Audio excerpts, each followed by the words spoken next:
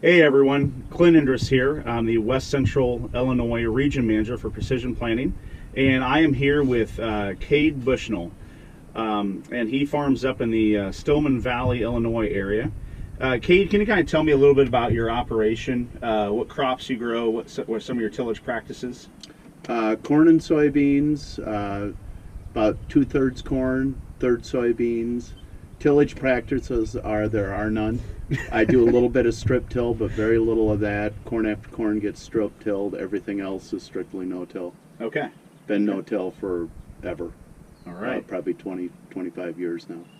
So you bought this planter new about what did you say, I- 16, I'd 15, say 16 years ago? 15 to 18 years ago, Okay.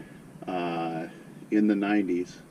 And you've made a investment in technology on your planter. So, kind of tell me, share with us what that looked like a few years ago. I think you invested in a 2020, and kind of tell us what brought you to that point to get into 2020, and what you learned from that, and what kind of led you down the path of technology on the planter. So I had gone from a ground drive planter to this planter, which was a Starfire system and hydraulic drives. And the very first year I used it, I realized immediately that I couldn't tell whether I was planting half skips or half doubles. I could have been doing that. I had no way of knowing other than adjusting my vacuum to get the correct population, but I had no idea what my planter performance was, which bothered me a lot as I'm going through the field looking back and working with it. And so that very year I was thumbing through one of the farm magazines, and there's an insert in there, you know, those things that fall out on the floor and are annoying, and it was one for e-sets. Mm-hmm. And I immediately called and ordered a set of e-sets because I'd already done the Keaton seed firmers to try to improve the performance of it. So I did the e-sets, and then a year after that, I knew that my monitor didn't tell me anything. All it told me was, yep, you're planting 33,000 seeds Mm-hmm. per acre. It didn't tell you any more than that. And I knew they were coming out with a new 2020, and they had a program, and I went down the program, and actually every year I've breathed new life into an older planter. Yeah. And it's really new life because the performance of this planter is probably better than most planters that come right out of the factory. Sure. And so you have invested over the past few years with the 2020. You started with the E-sets. Now you're running V-set meters along with V-drive electric motors. Yep. You have Delta Force. You have smart firmers also. V-apply. And then you have V-apply HD row by Right. row controlling your starter product. And that one was pretty easy for me because if you plug a row of starter, everybody in the neighborhood knows you plug a row. And it's not really starter, it's a little more than that. And everybody knows it looks terrible. So that was very easy, and I never could get an average.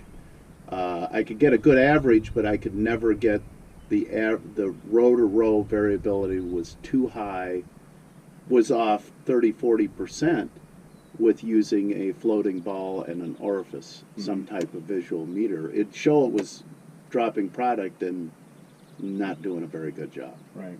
And so now with V-apply, you see that consistency on row to row. Plus, that you I never get had. warned if it Absolutely. is plugged or I have an issue. And I have plugged some tubes, usually due to operator error, like setting the planter down on the end row too far and Sure. plug the tube. Sure.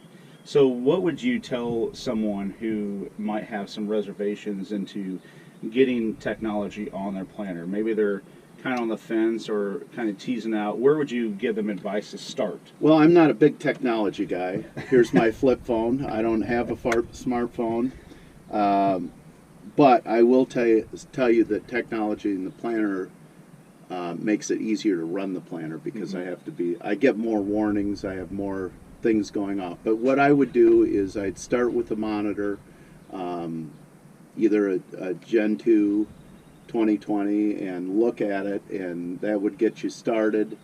And then you know what you don't know, Right. because it's pretty amazing how poor the older especially the older ones. Some of the newer ones will tell you something, but I'm not sure what they tell you because I'm not familiar with them. Right. Right.